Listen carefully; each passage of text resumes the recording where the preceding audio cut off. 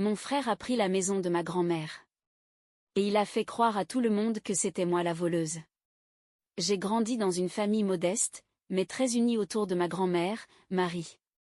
Elle vivait dans une vieille maison de campagne dans le Loir-et-Cher, pas bien grande mais pleine de souvenirs. C'était notre repère, notre refuge. Tous les étés, on y passait les vacances avec mon frère, Julien. On dormait dans la même chambre, on jouait à cache-cache dans le jardin, on faisait des gâteaux avec mamie. Julien et moi, on était très proches quand on était petits. Mais avec le temps, tout a changé. Il est devenu plus dur, plus distant. Quand mon père est mort, il s'est renfermé. Moi, j'ai essayé de rester proche de tout le monde, de garder des liens. Mais Julien a toujours eu cette rancune floue qu'il refusait d'expliquer. Ma grand-mère, elle, était restée fidèle à elle-même, douce, drôle, très lucide. Elle me disait souvent qu'elle voulait que la maison reste dans la famille, mais surtout qu'elle ne soit pas un objet de discorde. Elle m'avait glissé une fois, quand elle était encore en forme, je mettrai ça par écrit, ne t'inquiète pas, je veux que ce soit clair. En 2023, elle est tombée malade. Un cancer. Elle a tenu 6 mois. Pendant cette période, je me suis occupée d'elle autant que possible. Je faisais des allers-retours tous les week-ends, je passais mes vacances à ses côtés, je m'occupais de son linge, de ses papiers, de ses médicaments. Julien est venu, 2 fois. Une demi-journée à chaque fois. Il avait trop de boulot, trop de stress, pas la force émotionnelle. Je ne jugeais pas. Je faisais ce qu'il fallait. Pour elle.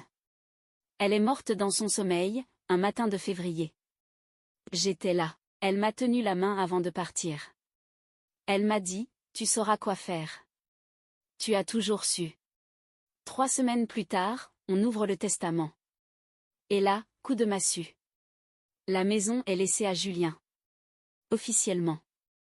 Avec un petit mot écrit de sa main, je lègue la maison à mon petit-fils Julien, en reconnaissance de sa fidélité et de sa présence. J'ai cru que c'était une mauvaise blague. Je suis restée figée, incapable de parler. Julien, lui, avait un air faussement choqué, comme s'il ne comprenait pas, mais j'ai tout de suite vu dans ses yeux qu'il savait. Je suis allée voir le notaire après. J'ai demandé à voir les papiers. Le testament avait été modifié 2 mois avant sa mort, quand elle était déjà sous morphine, confuse, épuisée. Le notaire m'a dit que tout semblait régulier, qu'elle avait encore toute sa tête à ce moment-là, selon les documents médicaux.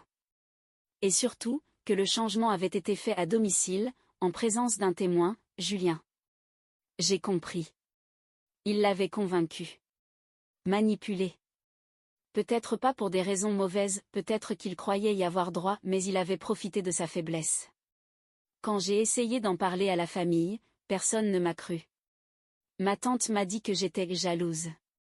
Mon oncle m'a dit que je faisais tout un drame pour une maison. Et Julien, il a retourné tout le monde contre moi. Il a raconté que j'avais essayé de convaincre mamie de me donner la maison. Que j'avais été oppressante, que j'avais agi par intérêt. Il a même dit que je pleurais parce qu'il n'y avait pas d'argent dedans. C'est faux. Tout est faux. Je voulais juste respecter ce qu'elle m'avait dit. Ce qu'elle voulait. Mais j'ai été salie, rejetée. Comme si je n'étais qu'une ingrate. J'ai fini par couper les ponts. Avec lui, avec tous. Je n'ai plus la force de me justifier. Et maintenant?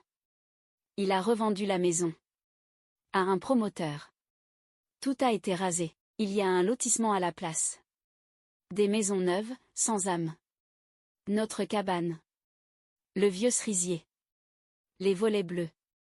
Tout ça, disparu. Et moi, je suis restée avec ce goût amer dans la bouche. Pas pour la pierre, mais pour ce qu'on m'a volé, la mémoire, la parole d'une femme qu'on a trahie. Et un frère que je ne reconnais plus.